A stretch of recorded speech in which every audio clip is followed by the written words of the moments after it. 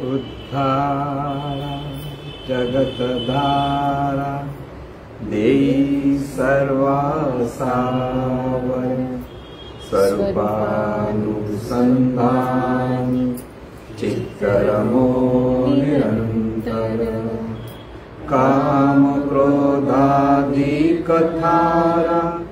निरोध च अंतरी अखंडित वसोचित्ती तूच अनंता सर्वांतरी शरीरी घरीदारी कन्या पुत्रादि परिग्रही अनासक्त असोचित्त आसक्त त्वत् अनुग्रही मिळो धन मिळो मान मिळो लौकिक आगळा सोडवी हा परिमद मोह पाशांतुनी गळा असो भोग असो त्याग असो विद्या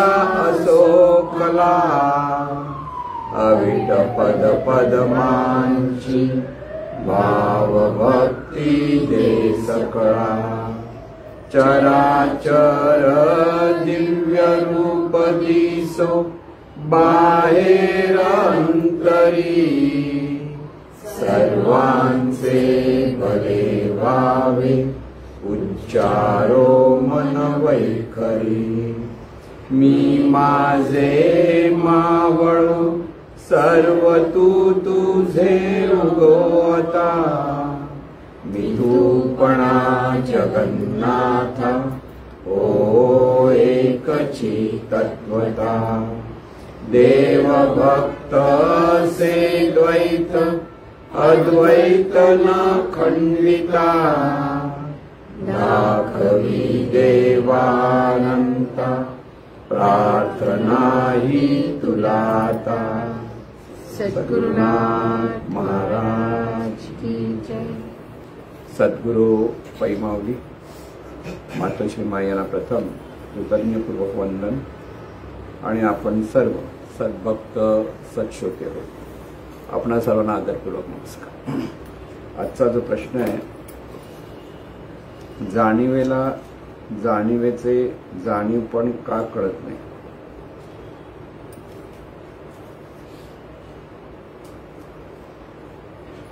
जाणीवेला आपण जाणी आहोत हे का कळत नाही? सोप्या भाषेत जर अर्थ जाणीवपण कळत नाही याचा अर्थ काय? आता इथे मुळापासून पाहावं लागेल, कारण जाणीव म्हणजे नेमकं काय आहे?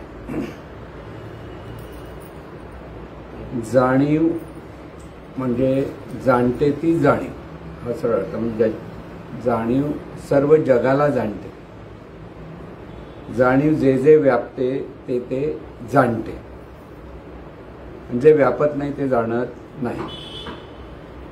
आता ही जी जाणीव म्हणजे आता मानवी देहाच्या ठिकाणी मानवी देह अधिक जाणीव मिळून जीवन चालू होतं। मनुष्याचं जे जीवन चालू आहे तिथे मानवी देह आहे, अधिक जाणीव, जाणीव म्हणजे जाणणारं तत्व। हे जे जाणणारं तत्व देहाच्या द्वारे डोळ्यातून, कानातून, नाकातून, जिव्हेतून आणि त्वचेतून असं पंच ज्ञानेंद्रियाद्वारे सतत जाणत असते। पण ह्या पाच ज्ञानेंद्रियाच्या द्वारे ही जाणीव जे जे व्यापते, ज्याला ज्याला व्यापते ते ती जाणते, हा सरळ त्याचा अर्थ आहे।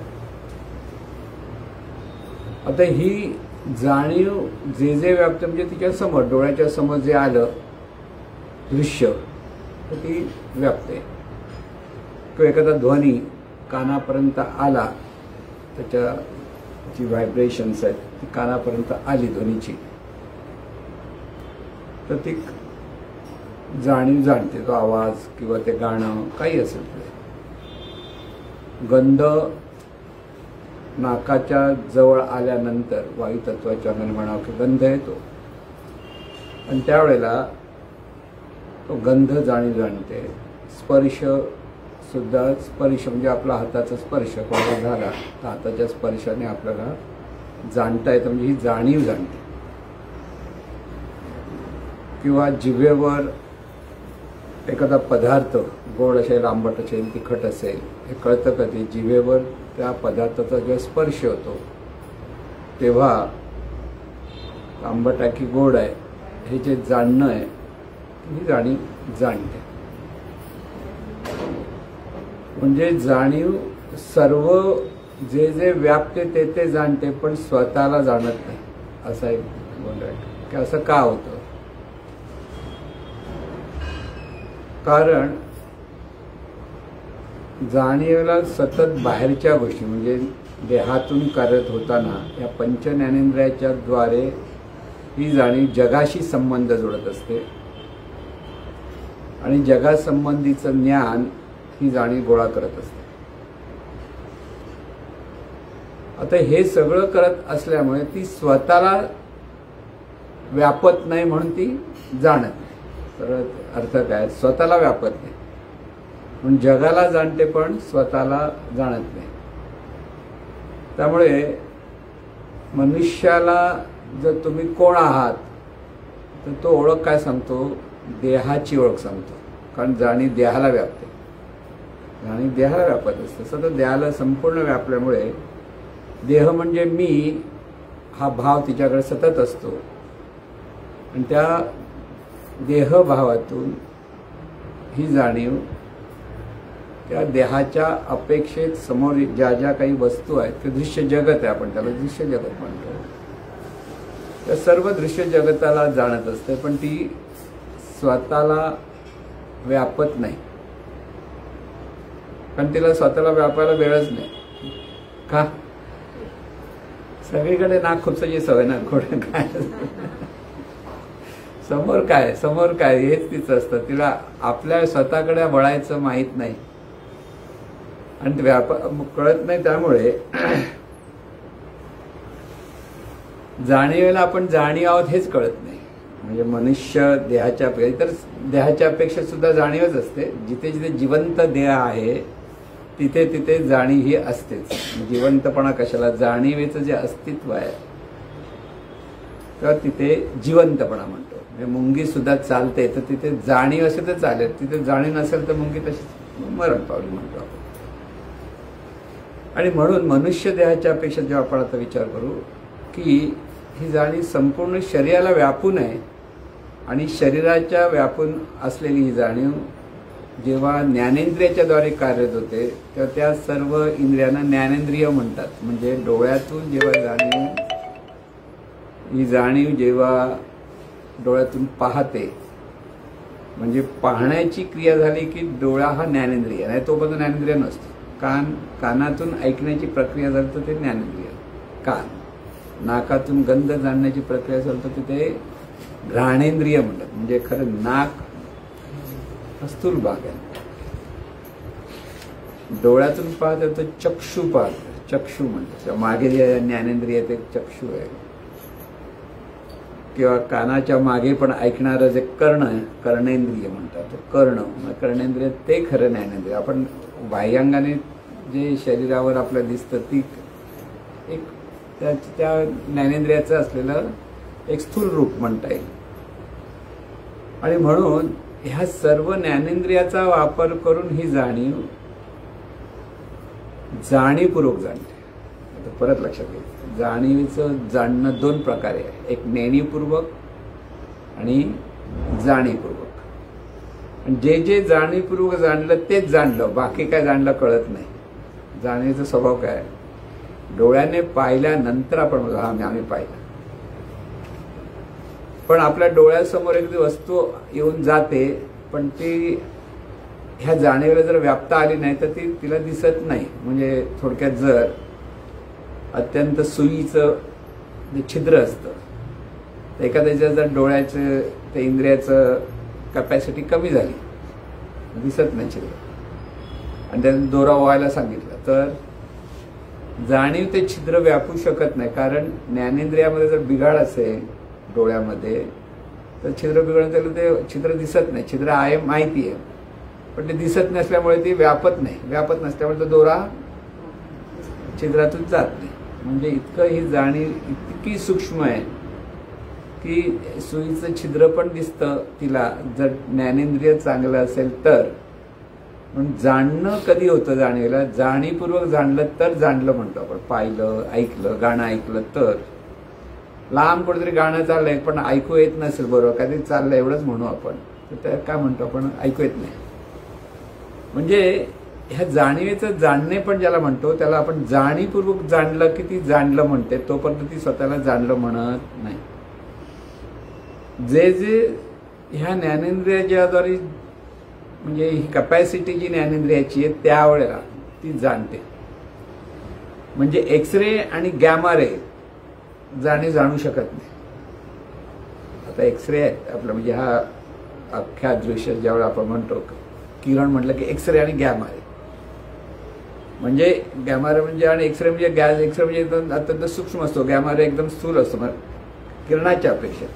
पण डोळ्याला ते जाणण्याची कपॅसिटी नसल्यामुळे जाणू शकत नाही. म्हणजे जाणीचं जाणणे पण कशावर अवलंबून आहे? ज्ञानेंद्रियाच्या त्या ज्ञानेंद्रियाची जी जाणण्याची जी कपॅसिटी आहे, मराठीमध्ये काय म्हणतात त्याला? क्षमता. क्षमता आहे, त्या क्षमतेप्रमाणे ती जाणते.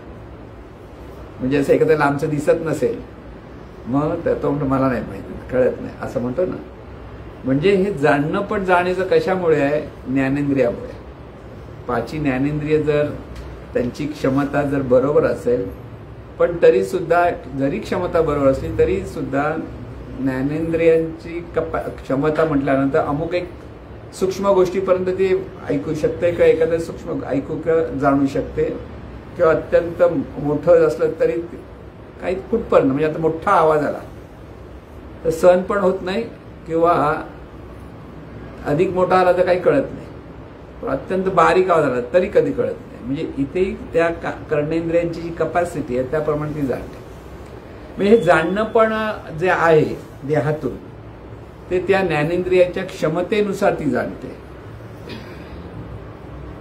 परत प्रत्येक ज्ञानेंद्रियाचं जे कार्य आहे त्याप्रमाणे ती जाणते. म्हणजे डोळ्यातून ती ऐकत नाही आणि कानातून ती पाहत नाही.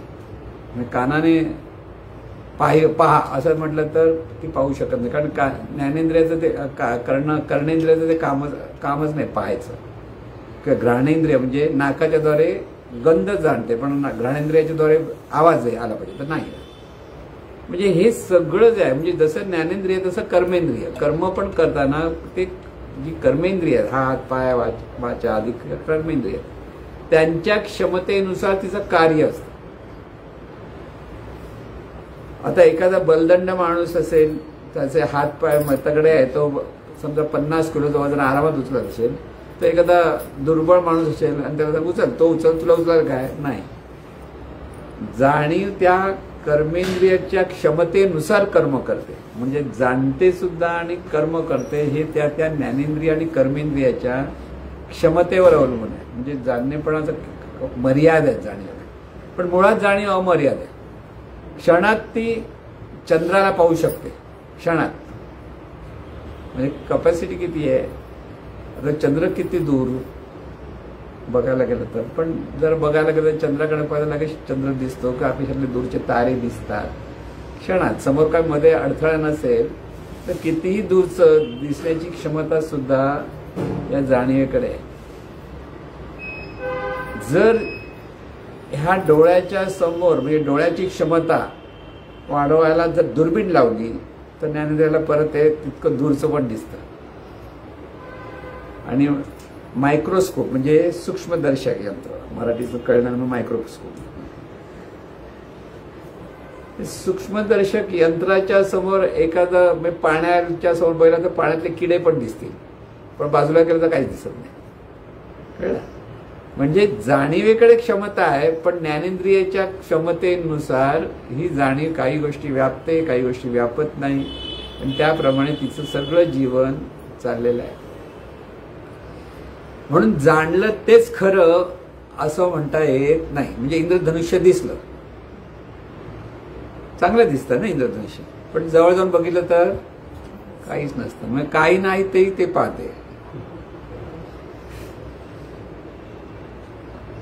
म्हणजे जसं इंद्रधनुष्य आहे तसं मृगजळ आहे. म्हणजे आता मृगजळ म्हणजे तिथे पाणी आहे असा भास असतो, पण आपल्या एकदा त्या माणसाला माहिती आहे ते पाणी नाही, ते मृगजळ आहे. मृगजळ का म्हणतात की हरणाला वाटतं ते पाणी, म्हणून हरण त्या पाण्यासाठी ते धावत जातात, त्याला मृगजळ त्यासाठी वाटतं. पण एकदा जाणीवेला ज्ञान झालं तर ती म्हणते ते मृगजळ आहे, तिथे काही नाही. म्हणजे ह्या जाणीवेमध्ये ते ज्ञान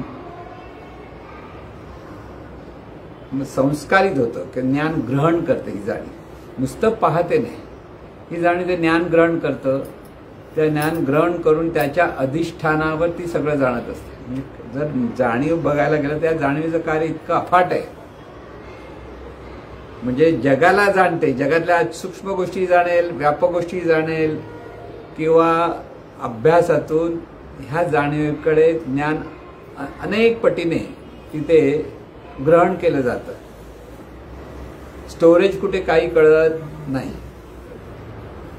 पण गेल्या जन्मीचंही ज्ञान असतं आणि ह्या जन्माचं आणि पुढच्या जन्माचं पण तिकडे कसं काय जायचं ते सगळं ज्ञान त्या जाणीवेत असतं.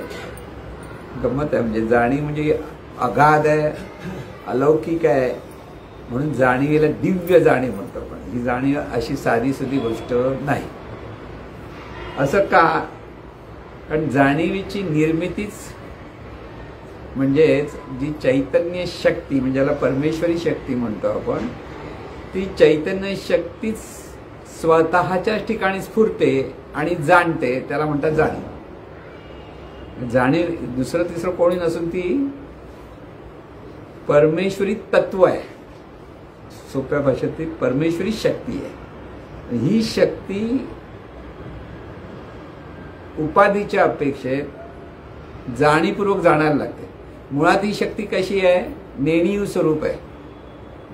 लक्षात घ्या. जाणीवेचं मागे मागे जायला लागलं तर जाणीव म्हणजे ती नेणीव स्वरूप आहे. नेणीव स्वरूप म्हणजे कसं? गाढ झोपेत आपली जी अवस्था असते ती. गाढ झोपेत ही जाणीव असते, पण ती कुठे आहे काय आहे, कारण ती कशालाच व्यापत नाही. ती कशालाच व्यापत नाही आणि तिला काहीच कळत नाही म्हटलं तर ती झोपली. कळलं ना? गाढ झोप म्हणजे काय? तिला व्यापण्याची तिची प्रक्रिया ती थांबवते. ती प्रक्रिया थांबले. डोळे असून पाहत नाही, कान असून ऐकत नाही, नाक असून गंध जाणत नाही, सगळं काहीच आहे. सगळे ज्ञानेंद्रिय तिथे कार्यरत राहत नाही. कारण ही जाणीव जाणण्याची प्रक्रिया थांबवली की काही जाणतात नाही. जसं झोपे तसं बेशुद्ध पडली किंवा कोमामध्ये माणूस गेला म्हटलं तर काहीच कळत नाही कुठे आहे काय आहे. पण ती नेणीव स्वरूप असते. ते म्हणजे जाणीवेची दोन रूप आहेत, एक नेणीव स्वरूप आणि एक जाणीवपूर्वक जाणणारं रूप. नेणीव स्वरूप म्हणजे अत्यंत सूक्ष्म असं ते स्वरूप आहे की जे विश्वाला व्यापून आहे. म्हणजे चैतन्य स्वरूप आपण म्हणतो. हे चैतन्य स्वरूप कसं आहे? सर्वत्र आहे. ते सर्वत्र जे आहे त्याचं जे स्वरूप आहे ते नेणीव स्वरूप आहे. म्हणजे तत्वाच्या ठिकाणी जाणीव आहे. नेणीव स्वरूप असलं ते जाणत नाही असं तिथं आहे. जसं गाढ झोपेत आहे, जाणत नाही, पण जागी झाली की जाणते. तसंच ते चैतन्य स्वरूपाच्या ठिकाणी ती मुळात नेणीव स्वरूप असल्यामुळे ती जाणते की न जाणते कळत नाही. जाणते कधी म्हणतो आपण? जाणीवपूर्वक जाणायला लागले तर जाणते, पण जाणीवपूर्वक जाणलं नाही तर ती कळत नाही. आणि तिसरं म्हणजे ती जाणीव स्वतःहूनच जाणण्याची प्रक्रिया थांबवली, म्हणजे नेणीव स्वरूपात गेली तर ती काय आहे काही नाही काही सांगता येत नाही. म्हणून परमेश्वर कसा आहे ते सांगता का येत नाही? कारण तो मुळात नेणीव स्वरूप आहे, संपूर्ण नेणीव. आणि तो जो नेणीव स्वरूप आहे, जसं गाढ झोपेत आपण कुठे आहे काय जसं कळत नाही ह्या जाणीवेला, कारण जाणीवेचं ते ज्ञान काही राहत नाही असं वाटतं, पण सगळं ज्ञान आहे परत तिथे. उठल्यानंतर परत मी अमुक काय म्हणते ना, परत जर मला हे करायचंय ते करायचं, मी काल असा विचार केला, उद्या असं करायचं, प्लॅनिंग करते. किंवा कोणाचा राग असेल बघा, त्या माणसाचा राग आला की राग येतो, परत त्याचा आठवण आली की सगळं करतात. हे सगळं स्मरण परत इथे असतं. म्हणजे गाढ झोपेत ती कुठे आहे काही नाही कळत तरी ती उठते. गाढ झोप म्हणजे शॉर्ट टर्म मृत्यू. तसं मृत्यूतून परत मृत्यू झाल्यानंतर परत जाणे देह धारण करते. फक्त एवढंच आहे, झोपेतून ज्या देहात आहे त्या देहात असं सगळं स्मरण त्या देहाच्या अपेक्षेत असतं. पण इथे दुसरा देह निर्माण झाल्यामुळे ते स्मरण केलं. म्हणजे मोबाईल बदलला की मोबाईल मधलं जी मेमरी आहे ती मोबाईलवर गेली, म्हणजे शरीरातली मेमरी आहे ना. आणि जाणीवेमध्ये जी काही मेमरी असते ती त्या परत दुसऱ्या शरीरात येते. म्हणजे राग, लोभ, मद, मोह, मत्सर सगळी मेमरी घेऊन आली तिथे परत. काय गंमत आहे जाणीवेची, की एखादा लहान मूल तबला वाजवायला लागतं, म्हणजे गेल्या जन्माचं आहे ना, पटकन तबला वाजवतो, किंवा वेगळे गाणी गातो. लहान लहान मुलं त्या दिवशी शिकत होतं की शास्त्रीय गाणं गात होता 7 वर्षाचा मुलगा. आता आलो कुठून? मागच्या जन्माची मेमरी, म्हणजे जाणीवेची मेमरी. जर सिम कार्डची मेमरी आणि मोबाईलची मेमरी, अशी 2 मेमरी असतात आपल्याला.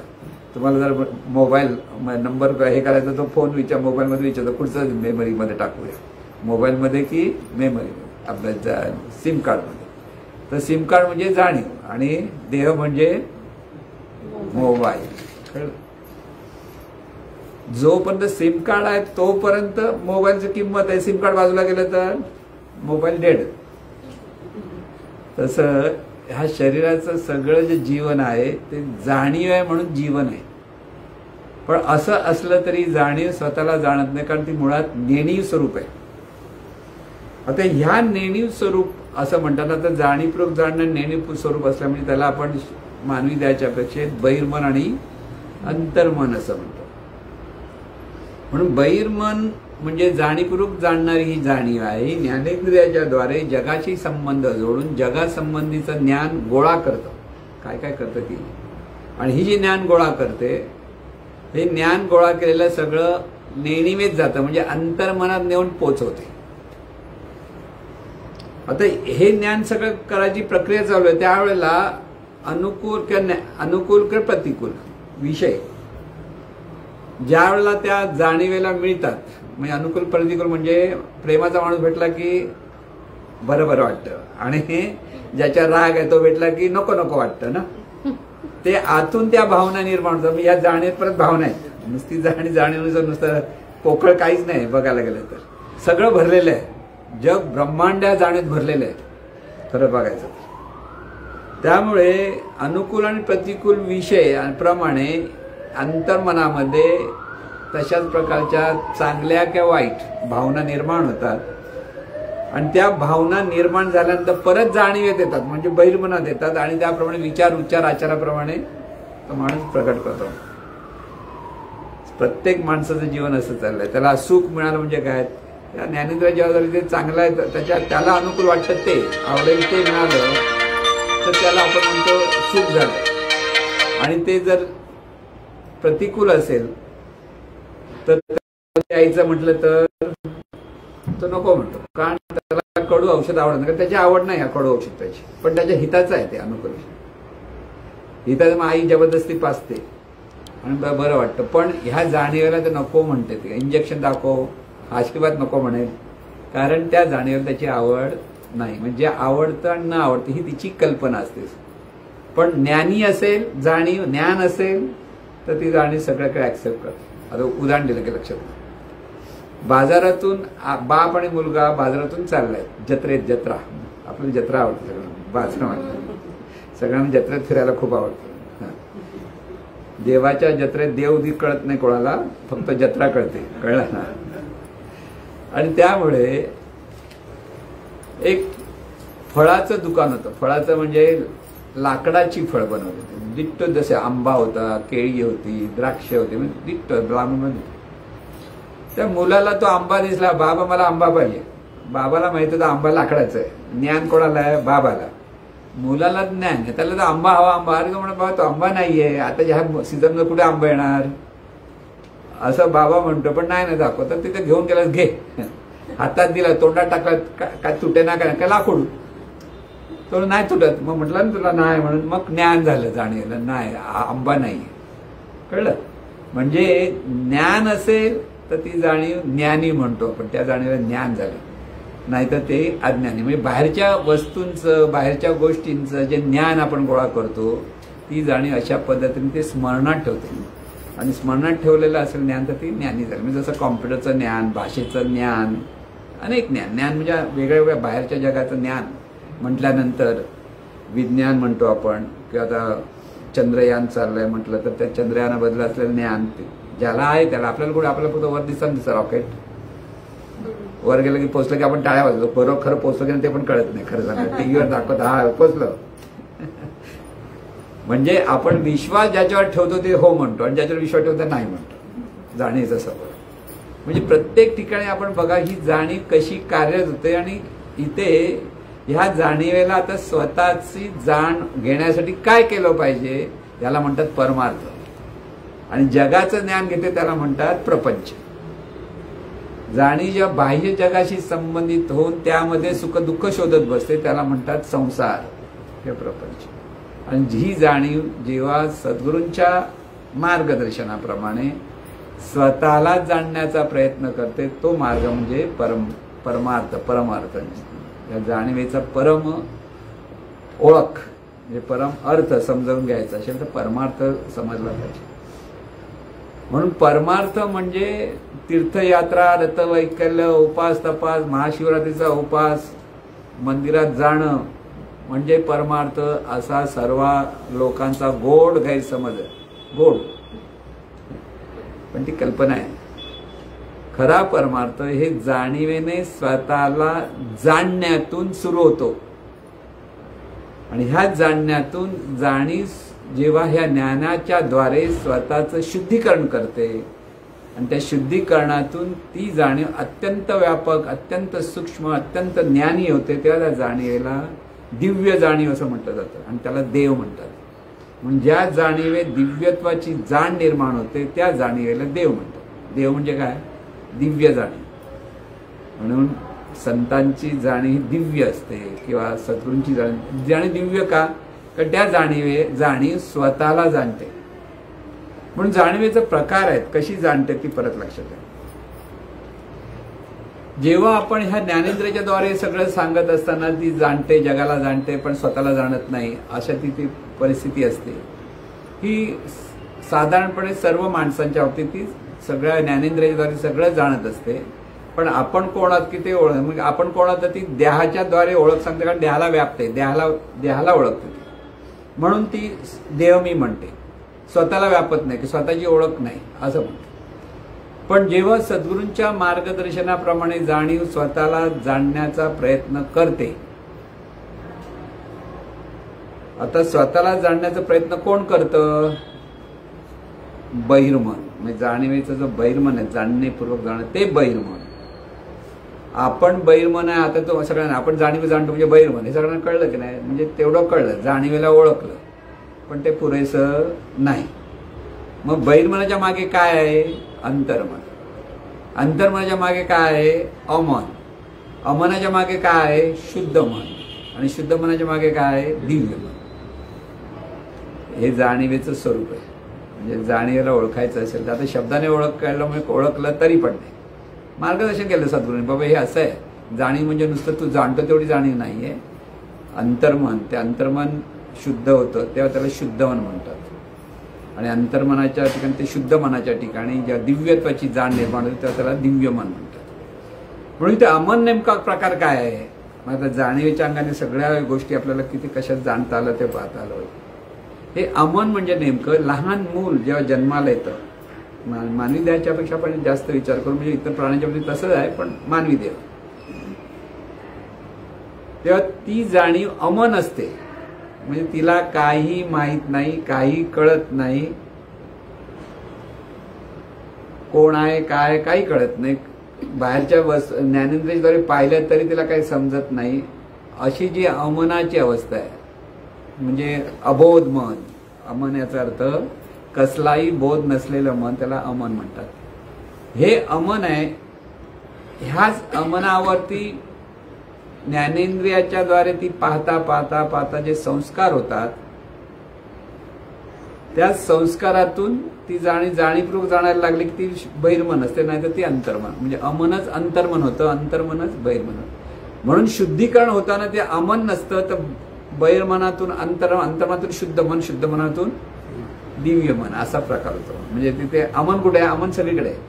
अमन सगळीकडे म्हणजे खारं पाणी, समुद्राचं पाण्यामध्ये पाणीच, विहिरीचं पाणी तुरट असलं तरी पाणीच, एका नदीचं पाणी पाणीच, किंवा पावसाचं पाणी पाणी. म्हणजे सगळ्याकडे कॉमन काय? पाणी. पण एक खारट आहे, एक तुरट आहे, एक गोड आहे.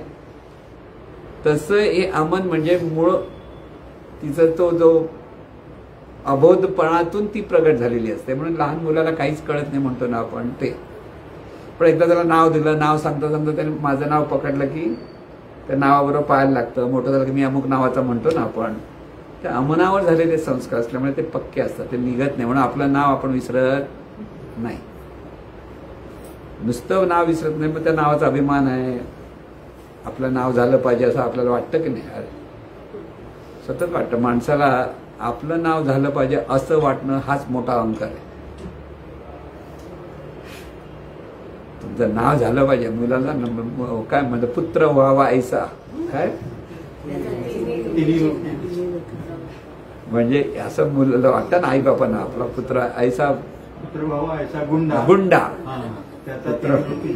त्याचा त्रिलोकी झेंडा. म्हणजे हे जे वाटतं तो मोठा अहंकार आहे. खरं कळलं? म्हणजे मुलगाच पाहिजे असं बऱ्याच लोकांना वाटतं ना. का नाव घेतलं, अरे तुझं नाव कोण घेणार? तुला तुझ्या पंजाचं नावाने आठवत, आता तुझं नाव काय आठवणार? तुझं नाव तुझा नातू पाका खापर पण तुला काय कळणार? पण लोकांना वाटतं आपलं नाव झालं पाहिजे, नाव झालं पाहिजे. एक असं युपीचं एक आहे, मोठ्या मुलाला 2 मुली आहेत, लहान मुलाला 1 मुलगा आहे. पण लहान मुलगा अगदी दारू पिऊन सगळं व्यसनी आहे, मुलाला शिकवत नाही, काही नाही. पण त्याला तो त्या लहान मुलाला मस्का लावतो, कारण त्याचा मुलगा आहे ना, त्याचं नाव चालवणार आहे ना घरानेच. म्हणजे अरे जर म्हटलं हे मुलगा मोठा मुलगा चांगला आहे, त्याला सांभाळतो, नाही ऐकत सोडून दे, त्याच्या मागे लागू नकोस. पण नाही उसका बेटा आहे ना.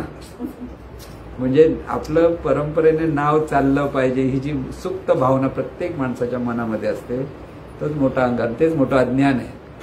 कारण आपलं नाव झालं पाहिजे, ते नाव आपलं नसतंच. आपल्याला वाटतं आपलं नाव झालं, खरं आपलं नाव म्हणजे आपण नसतोच. आपण कोण आहोत? आपण ही जाणीव आहोत. पण जाणीवेला आपण जाणीव कळत नाही, कारण ती मुळात नेणी स्वरूप असल्यामुळे. आणि मुळात नेणी स्वरूप असलेली जाणीव जेव्हा ज्ञानेंद्रियाच्या द्वारे पाहताना जाणीवपूर्वक जाणते.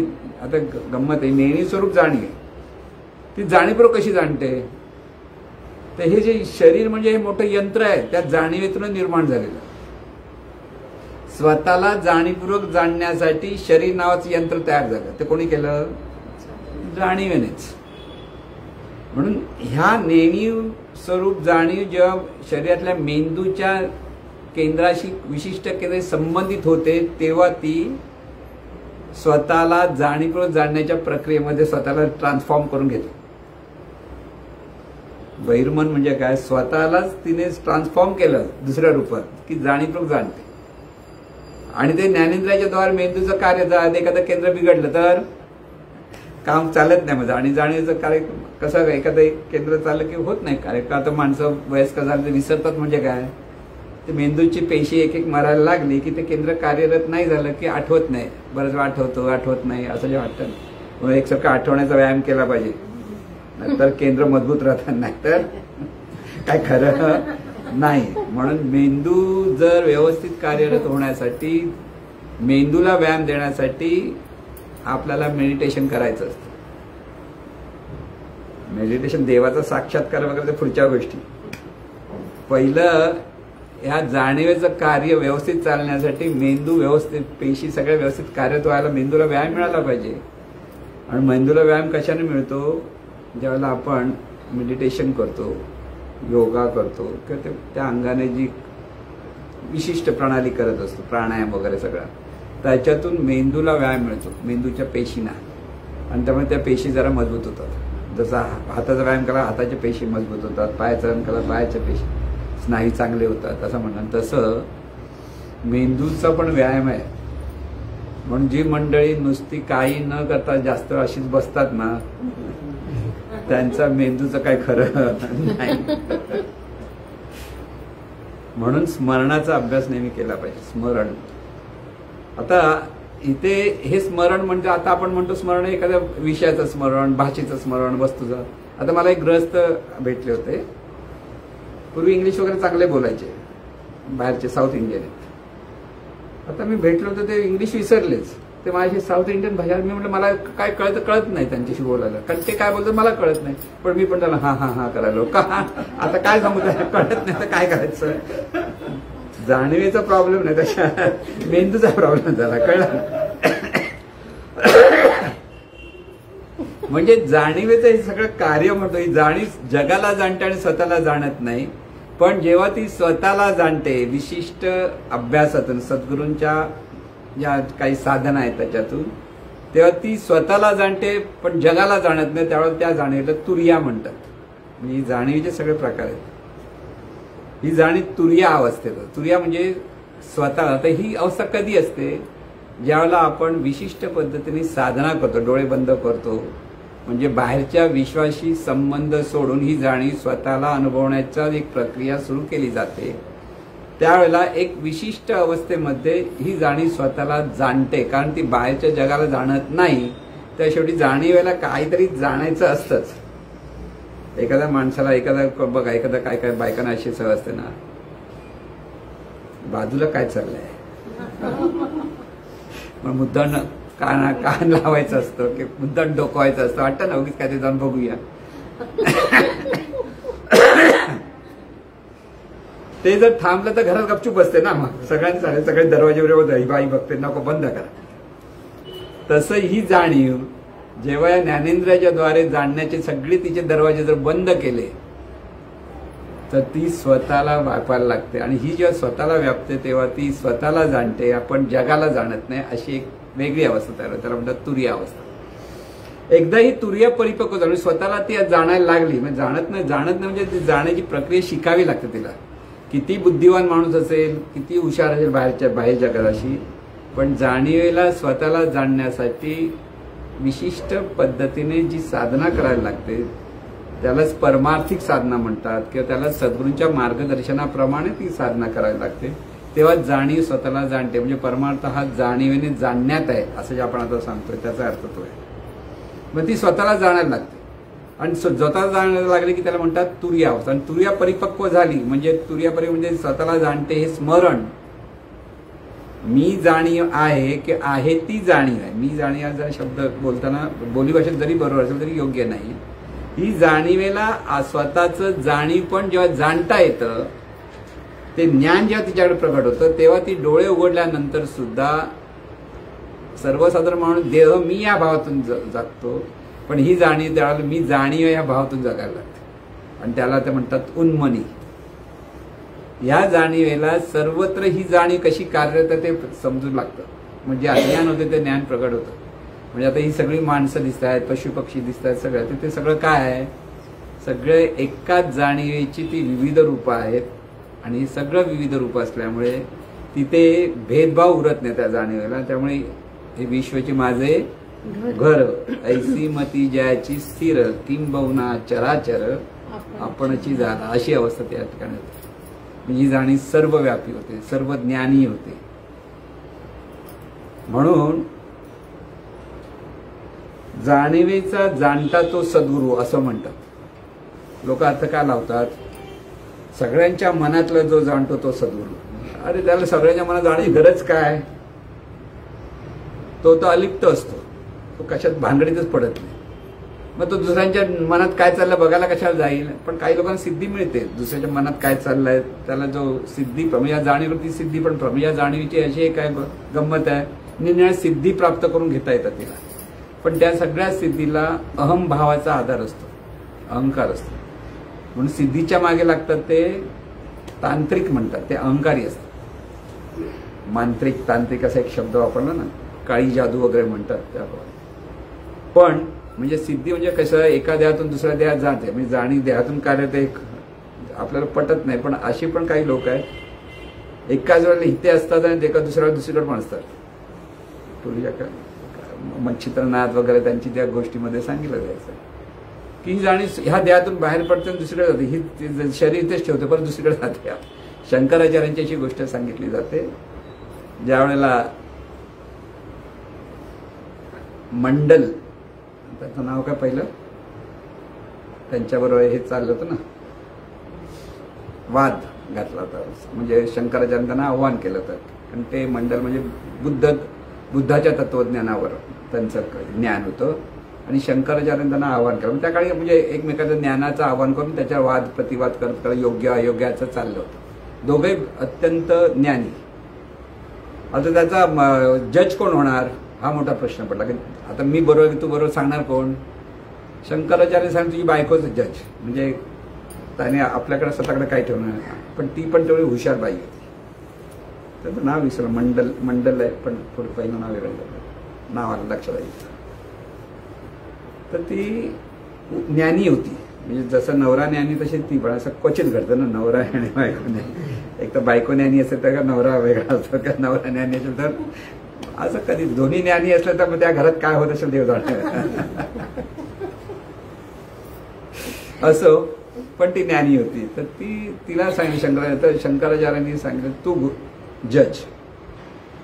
आणि ह्यांचं काय एक दिवसाचं काम नव्हतं, हे चाललं होतं अगदी 2 दिवस 3 दिवस. ती आपलं सगळा घर संसार पण दोघांकडे फक्त बघत होती. तिने काय केलं गंमत, दोघांना ती सकाळी हार घालायची. बोला काय बोलायचं ते, ती तिचं काम करायला निघून जायची. हुशार होती बाई म्हणून सांगतो. हुशार पाहिजे असलं की कशा न बोलता कसं ज्ञान घेतात ते मी सांगतो. नाही तर बडबड करणाऱ्या बायका हुशार नसतात. कोणी पुरुष असो बायका असो काय असो. बऱ्याच दिवसात त्यावेळेला ज्या वेळेला हा मंडल हरतो असं वाटलं, तिने त्यांना प्रश्न विचारला. म्हणजे नवऱ्याची बाजू घेणार ना शेवटी. आणि तिने प्रश्न प्रपंचाच्या अंगाने विचारला. आणि हे तर बिचारे संन्यासी म्हणून त्याला काय प्रपंचाच्या गोष्टीमध्ये पती पत्नी यांचा जो संबंध आहे ह्या अंगाने प्रश्न. मग ते म्हणत थांबा मी थोडे दिवस तुमचे प्रश्न मला कळायला, मला ते अनुभव घ्यायला होते.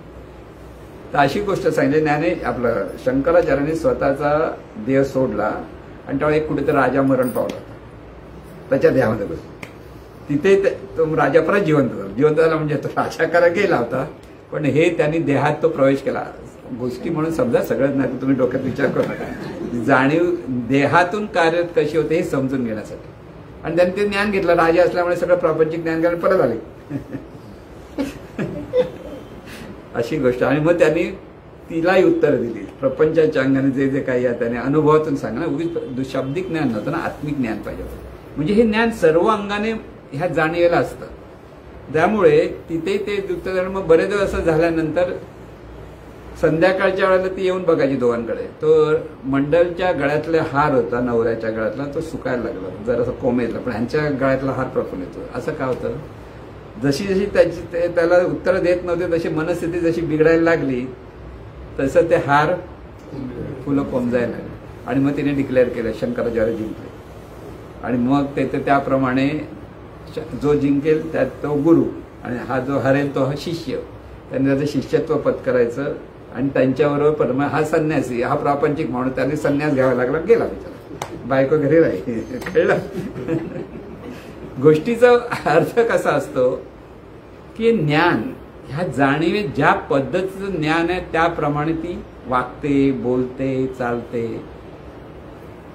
ह्या ज्ञानातून एकाहून ती अहंकारी पण असू शकते, तर त्या ज्ञानातून ती दिव्य ज्ञानातून ती निरंकारी पण असते.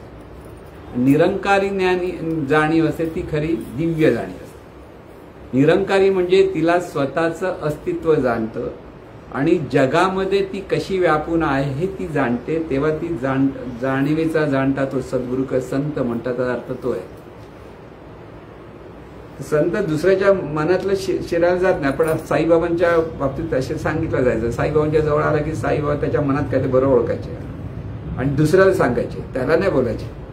म्हणजे त्याच्या मनातले सगळे विचार म्हणतो तिथं ऐकला तर आश्चर्य, अरे माझ्या मनातले विचार सांगतात कसे. ती त्यांना सिद्धी होते. पण ती सहज सिद्धी होते, मुद्दाम ते करत नव्हते. कारण लोकांना काहीतरी चांगलं मार्गदर्शन करण्यासाठी साईबाबासारखे संत करत असतात सिद्धी. पण ती सिद्धी आहे. म्हणून सिद्धी विविध पद्धती, पाण्यावर चालणारी सिद्धी, अशा सिद्धीच्या मागे पण बरेच लोक लागतात. पण तो परमार्थ नाही परत. एकदा रामकृष्ण परमहंसाकडे एक असा आला माणूस, म्हणजे पूर्वी होता त्यांचा त्यांच्याकडे आला, त्यांना सोडून तो दुसरीकडे गेला. तर तो परत भेटायला, तो अगदी हुशारी झाला. ते म्हणाले काय झालं? म्हणजे मी 12 वर्ष तपस्या करून सिद्धी मिळवली. कसली सिद्धी? म्हणजे पाण्यावर चालू शकतो. तुम्ही चालता? नाही मी नाही पाण्यात. चल बघूया, त्याला दाखवतो तुम्हाला. हुशारी असते ना, मी दाखवतो. तो भरभर पाण्यावर चालून गेला. त्याला आता या तुम्ही.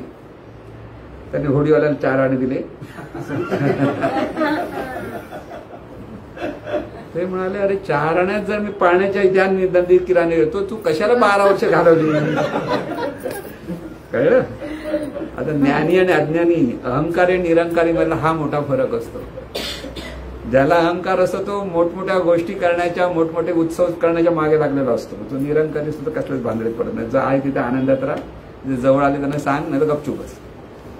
हा मोठा अहंकारी आणि निरंकारी म्हणजे ज्ञानी आणि अज्ञानी जाणीव यातला हा मोठा फरक आहे, लक्षात घ्या.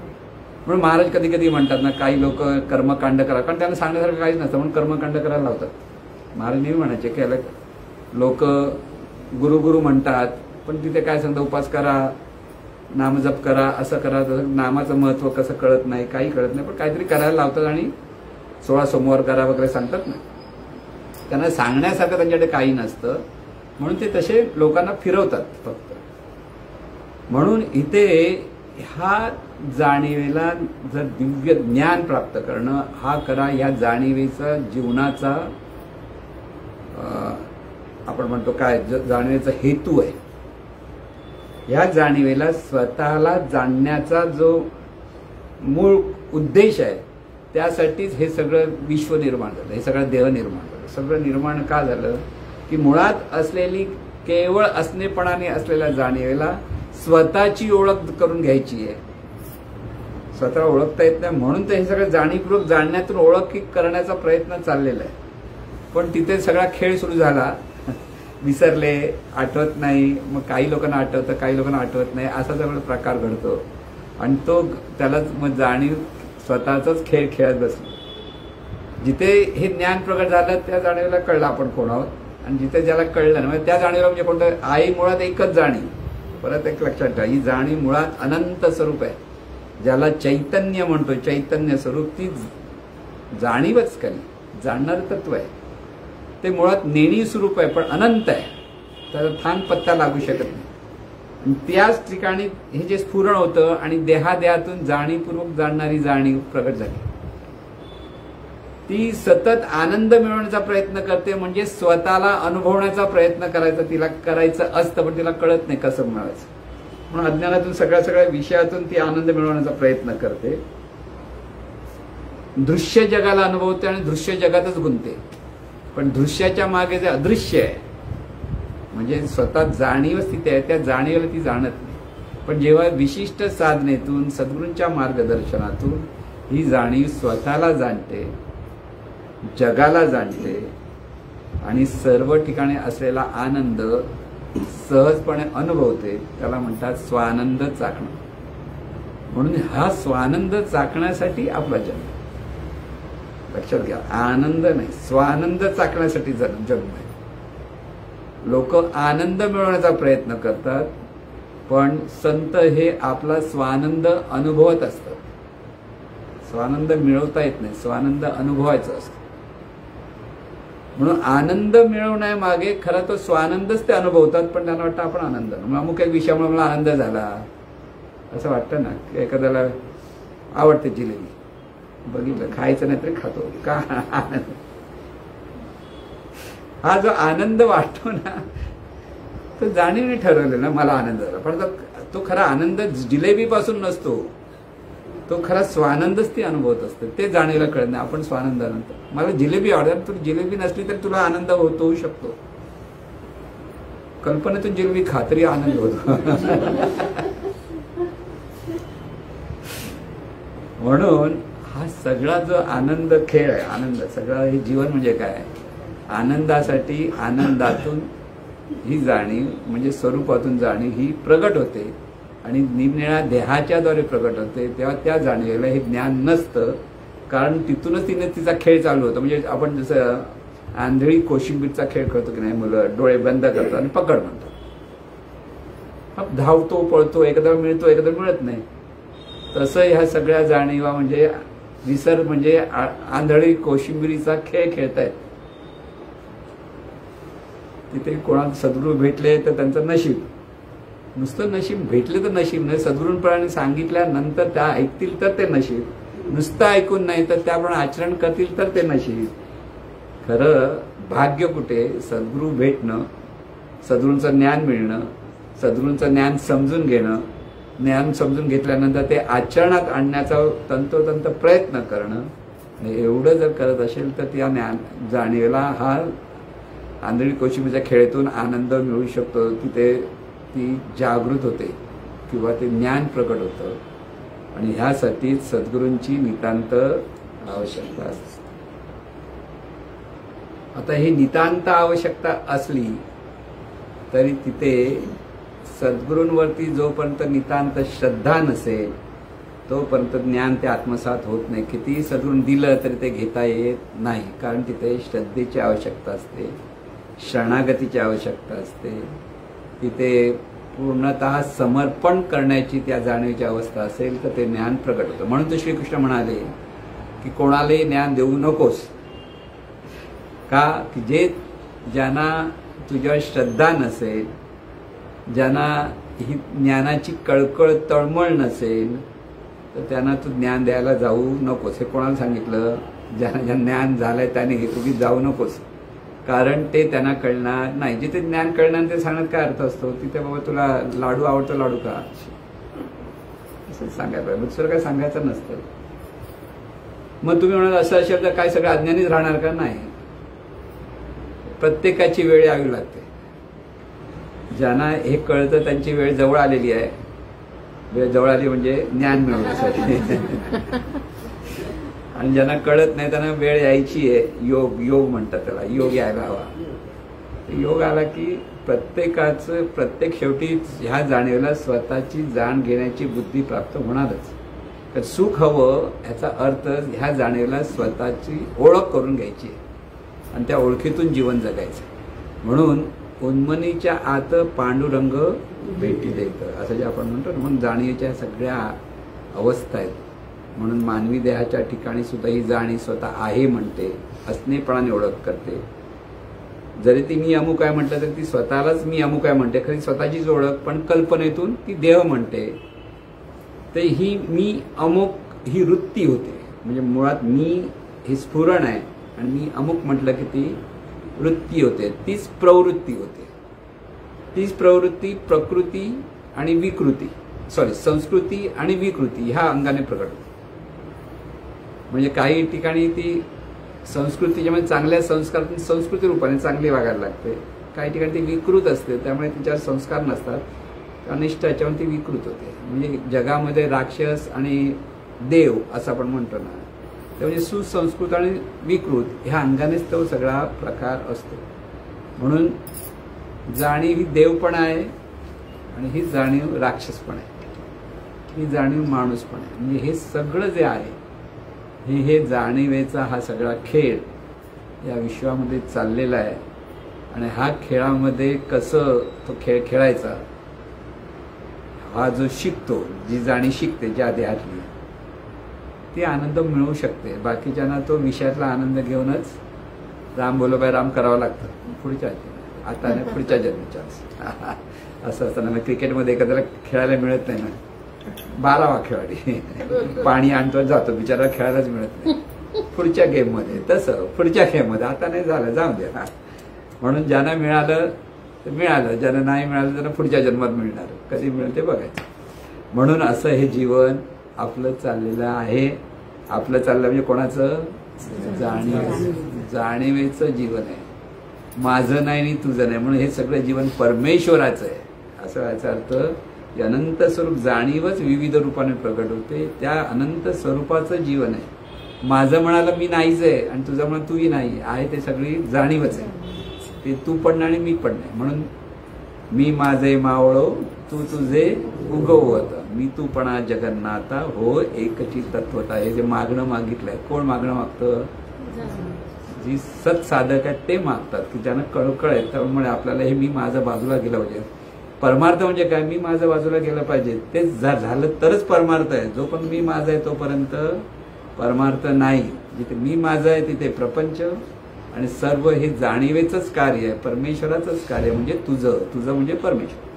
हे जिथे असेल तिथे परमार्थ. एवढं कळलं तरी प्रत्येकाने आपण काय मिळवायचं आहे हे कळू शकतं. म्हणून असा जाणीवेचा सगळा वृत्तांत आपण समजून घेतलाय.